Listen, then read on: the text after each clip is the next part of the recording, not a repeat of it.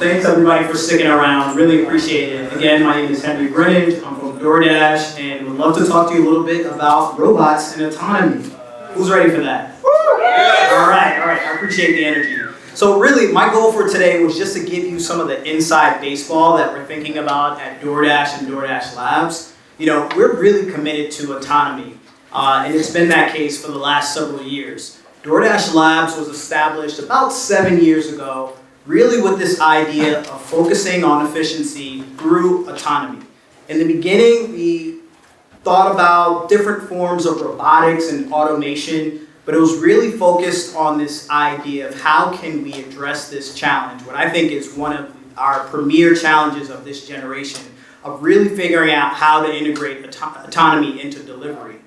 And so at DoorDash, you know, most people think of us as a food delivery company, and that's true, but it's really the logistics piece. And so DoorDash Labs is really focused on building wholesale solutions to address this issue. And so we have purpose-built solutions, and it's been an interesting time for us. Earlier this year, we made several announcements. First, we announced our partnership with Coco Robotics, a sidewalk delivery company. We also announced our partnership with Serve Robotics, again, another sidewalk delivery company. We also announced our partnership with Wing on the drone delivery side. And we also announced our partnership with Waymo, doing both food delivery and grocery, all leveraging autonomy. And we plan to do this using what we're calling the Autonomous Delivery Platform. And so what the Autonomous Delivery Platform is a purpose-built solution where we can seamlessly integrate autonomous solutions on the existing DoorDash app. I should actually use my slides. And so, actually, let's look like, I'll stop here.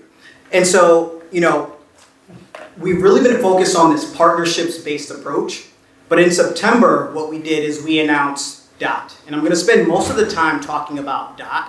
But before we get there, I'm going to talk about some of our other products, right? So as I mentioned, the Autonomous Delivery Platform really allows us to integrate any autonomous solution, which is why we can work with sidewalk delivery companies, drone companies, and of course, rideshare companies. And so in terms of autonomy, we are open for business. We are thinking about this problem in every single use case that you can imagine. And so, you know, we just made all of these announcements for this year, but there's no stopping what, you know, the future looks like for us.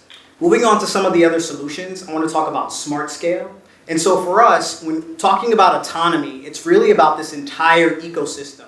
How can you address both the customer's needs and the merchant's needs? What Smart Scale actually does is it's both a tablet and an actual piece of hardware where you can weigh all of your orders. Merchants can track all of the orders. And what we find is that it reduces missing items by 30%. And so when you're doing autonomy, the weights are critically important. If you're going to do drone delivery, you have to make sure that you don't go over the weight limit there. And for our robots especially, you have to make sure that you get the weight limit right. And so for every merchant that participates in our autonomous program, we do offer the Smart Scale, and we're getting positive results there. Just another example of some of the solutions that we're working on at Labs, and there's a ton more.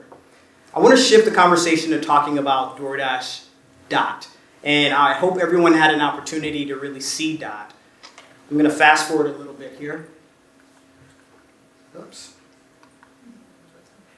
This is DoorDash DOT. Okay, so this is our purpose-built robot. And for us, you know, we started working with a number of other companies in the space. We worked with a company called Marble. We worked with a company called Starship. And through working with those companies, we realized that we really liked this idea of sidewalk delivery, but that there was a huge gap in the marketplace that was unique to DoorDash. You know, one of the things that makes DoorDash unique is we have what's called a three-sided marketplace where we have consumers, we have merchants, and of course the backbone of DoorDash, which is our Dashers.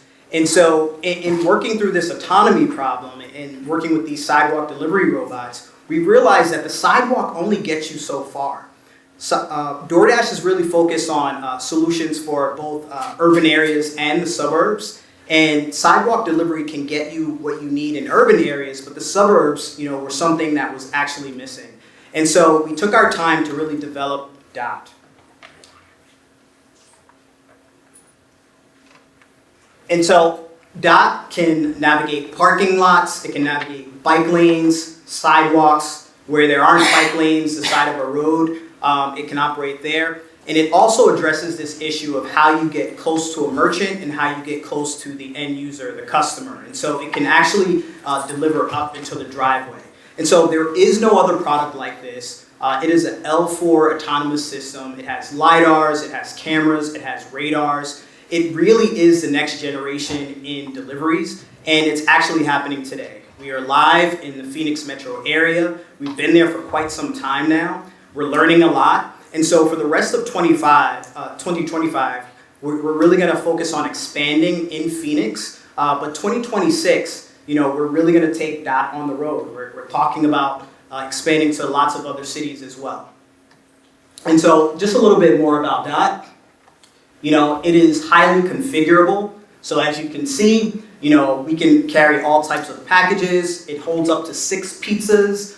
It has a capacity of up to 30 pounds. And DOT is not a small robot by any means. It's about 350 pounds. And that was on purpose. We wanted something that was sturdy, something that could actually be on the bike lane and have presence. The color allows for visibility and increases safety. And so, we really thought about this solution that is tailor-made for the DoorDash platform. And the thing about it is the iteration will continue. What you're looking at is the 3rd generation, and we are already working on other iterations of this robot. Looks like some of my slides did not make it in. But some of the slides, what they cover is, some of the features like our two-way communication. What we learned by working with some of our partners like Coco and Serve is that it's important to really communicate with first responders and the law enforcement community. And so DOT actually has a two-way microphone. And so when we talk to cities about expanding operations, one of the things we do is we conduct trainings. We want to make sure that they're comfortable with engaging with DOT and leveraging those tools like the two-way communication. Another piece of it is we always have remote assistance available to step in if necessary. And if there are ever emergencies, they can talk to the people on the street, or they can help guide DOT as necessary. And so some of the lessons learned, again, from the sidewalk industry is that, you really need to have a wholesale solution when you're focused on autonomy. A lot of those solutions are great, but they actually rely on remote assistance. And again, that is why we leverage the L4 autonomy stack. It's really to focus on getting us away from sort of the human driver and really allowing DOT to operate in the world around it. And so I do want to open it up for questions. And if there aren't any questions, there's a little bit more I can share.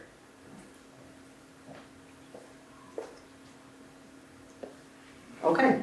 I have a question.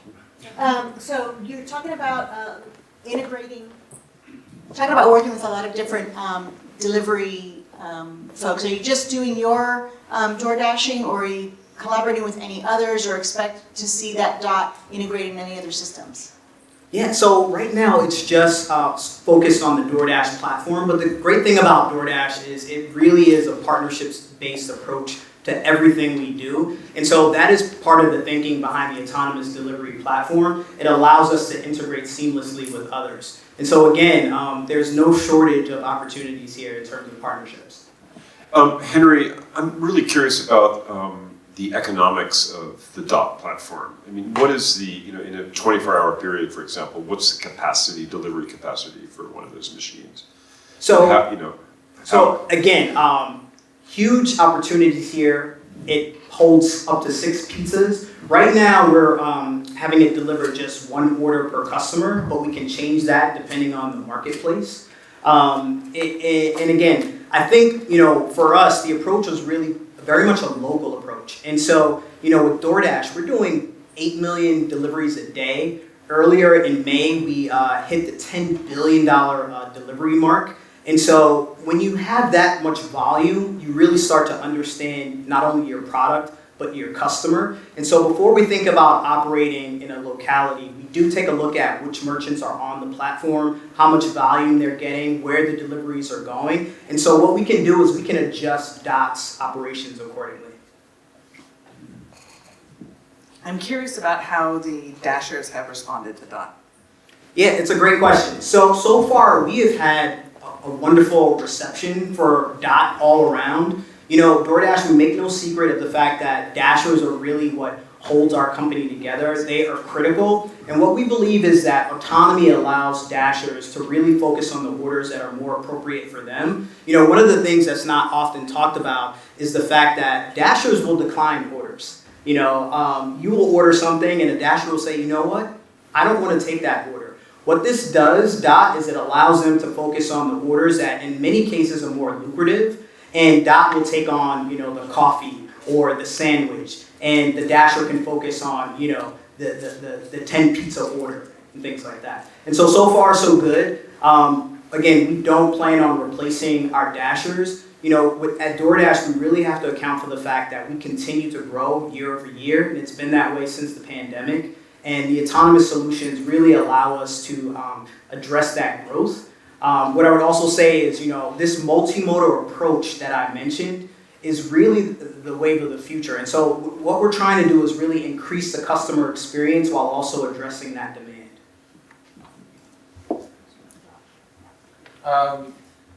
So what is the distance that the DOT can go?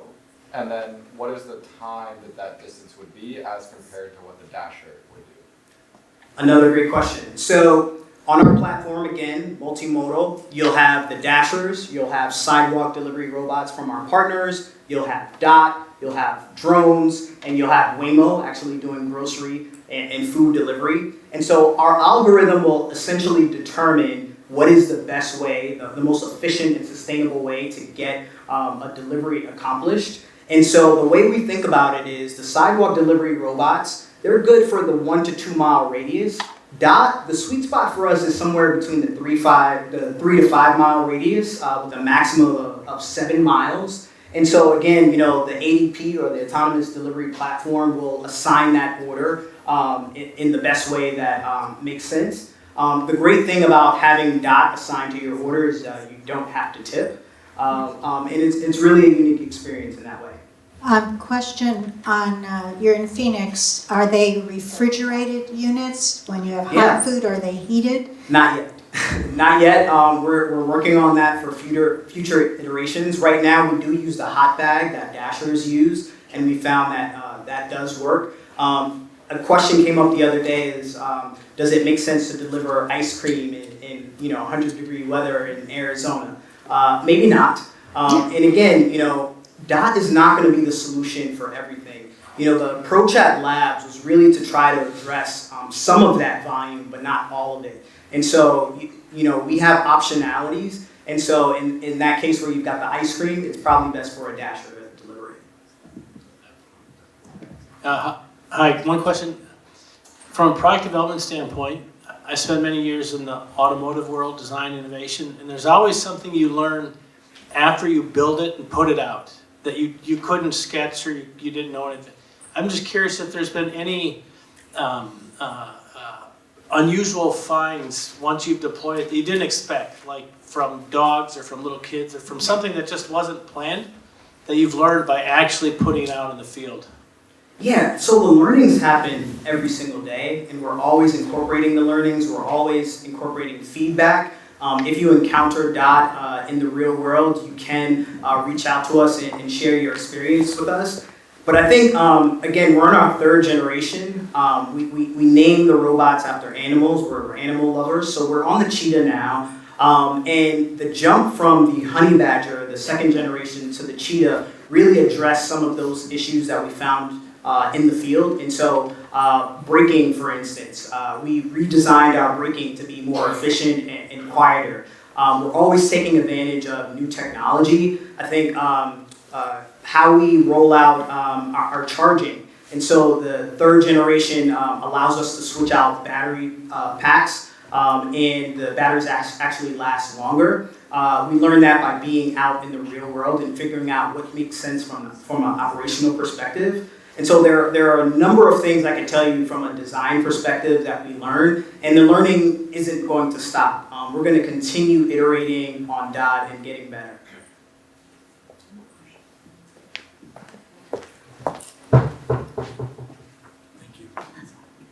Thank you. I have a question about the deployment. This vehicle is designed to ride on bike lanes, I understand. Yes. Is that regulated by city, by state, or how are you going to deploy that? And also a side question, how fast can the vehicle go? Yeah, so DOT has a maximum speed of 20 miles per hour. We don't typically go that fast. In the bike lane, we try to stay around the 15 to 17 miles per hour. But if I understand your question correctly, I think the answer is, it's very much a city-by-city approach. Every city is going to be different. We work with the city on the routes beforehand, so there are no surprises about where DOT is actually going to be operating. And, the great thing about that approach is the city is often helpful in helping us find alternatives and flagging issues of concern like construction routes or all sorts of things around speed, places where they are planning to put bike lanes. And so let me know if I have not addressed your question, but I think the answer to your question is, it's very much a city-by-city approach. Okay, well, it looks like my time is up. Really appreciate everyone's time. There's a lot of information about that online. If you want to see us, we're on YouTube. You can see us in the real world, and you can find more information on the website.